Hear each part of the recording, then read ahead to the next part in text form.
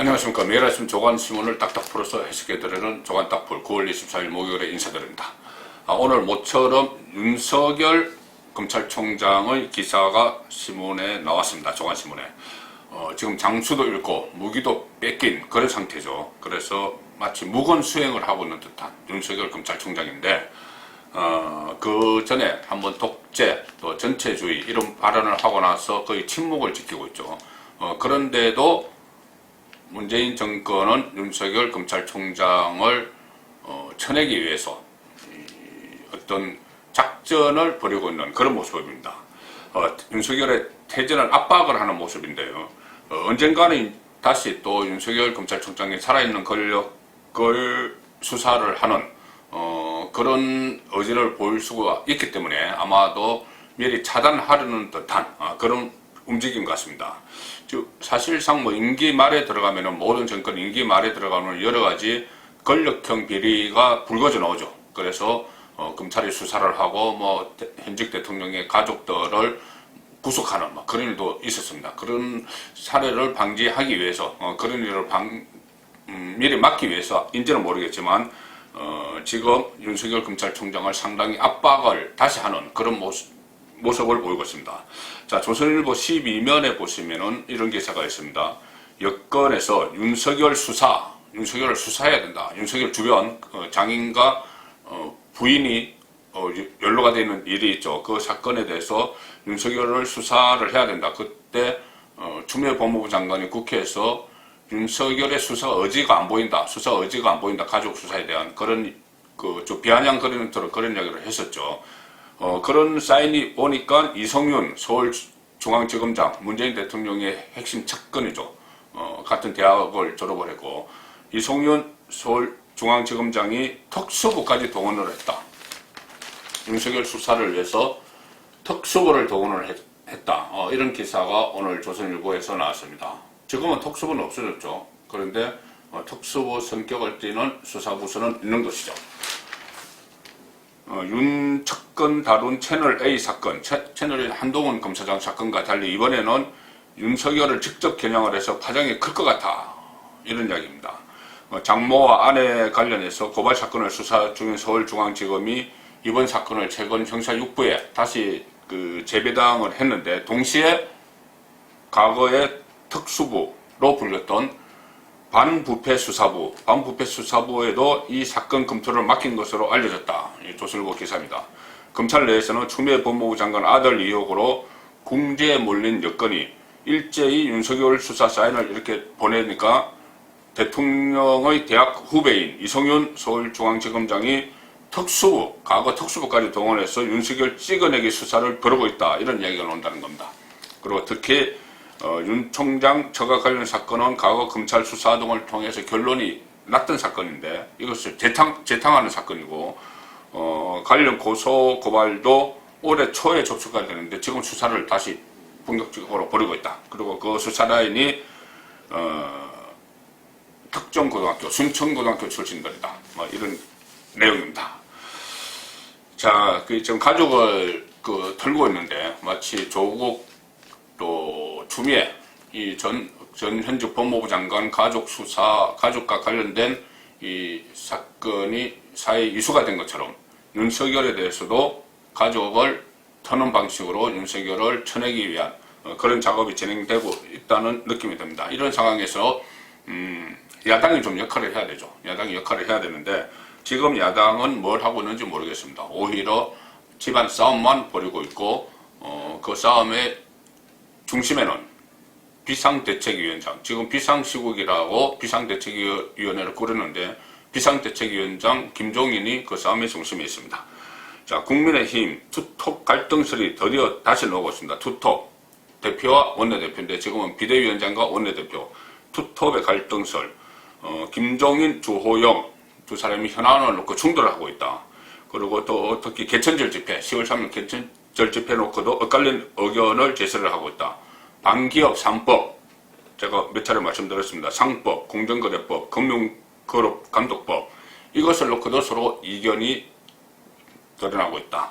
자, 이런 내용인데 서울신문 6면 보시면은 5월 동주 라는 표현을 썼습니다. 5월 동주, 김종인, 주호영, 갈등 수면 위로.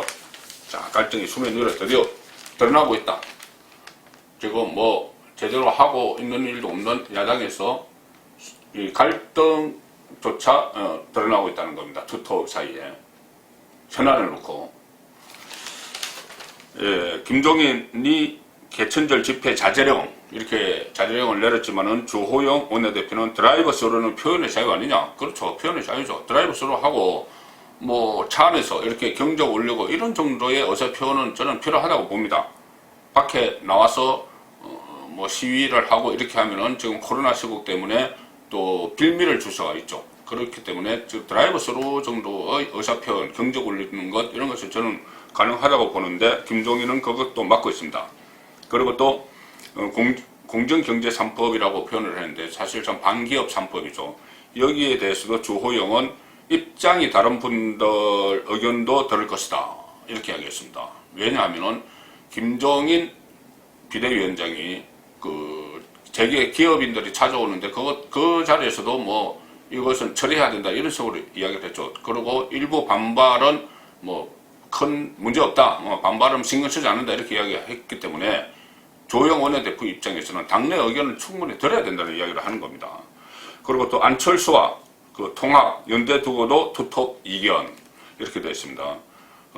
보수 정체성과 관련한 사안에 미묘한 입장차가 드러나 더불어민주당 비대위원장 출신, 민주당 비대위원장 출신 김종인과 영남 기반 오선 주 원내대표의 5월 동주에 균열이 가고 있다.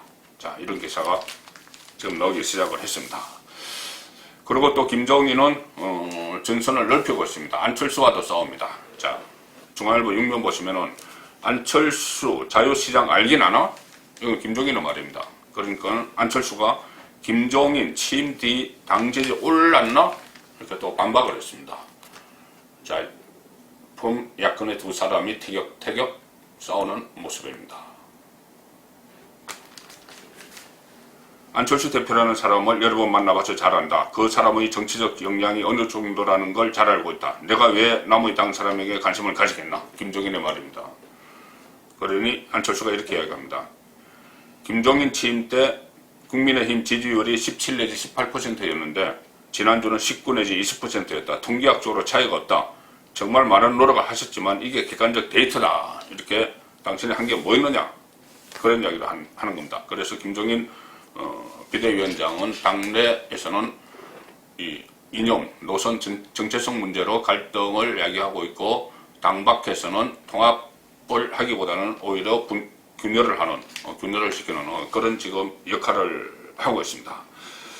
자, 이 사이에 민주당은 상당히 빠르게 치고 나가고 있죠. 지금 이낙연 원내대표, 이재명 경기도지사 두 사람이 차기 대권 주자 선호도 1, 2위를 서로 겨루고 있습니다. 그 상황에서 두 사람이 가장 관심을 보이는 부분은 문재인 대통령의 열성 지지층, 이른바 문바입니다. 문바의 지지를 받아야 되죠. 너무 극성적이고 사람은 몇 안 되지만은 너무나 열성적이고 극성적이고 그렇기 때문에 그 사람들의 지지를 받아야 됩니다. 그래서 이낙연은 문바, 논란이 많은 문바, 친문 열성 지지자들을 상식적인 분들, 당의 에너지다 이렇게 표현을 했습니다. 조선일보 6면 기사입니다.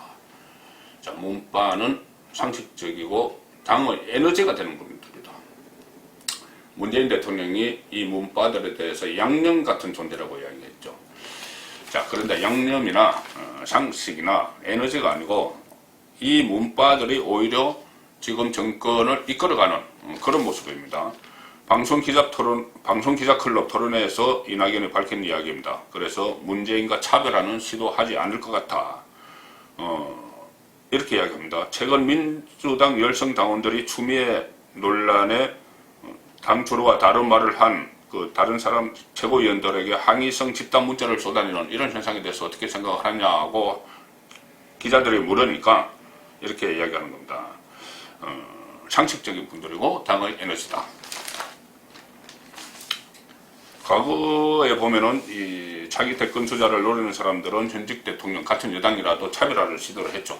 그런데 워낙 지금은 문바들이 열성적이기 때문에 그런 시도도 할 엄두를 못 내는 것 같습니다. 그런 상황에서 조금 전에 제가 말씀드린 말로 다시 돌아가야 되는데, 자, 그럼 개천절 집회 어떻게 할 것이냐, 이렇게 여러 가지 의견들이 있습니다. 지금 동아일보 12면을 보시면 경찰의 입장이 나옵니다. 개천절 차량 이용한 드라이브 스루 집회도 원천적으로 차단하겠다, 이렇게 나옵니다.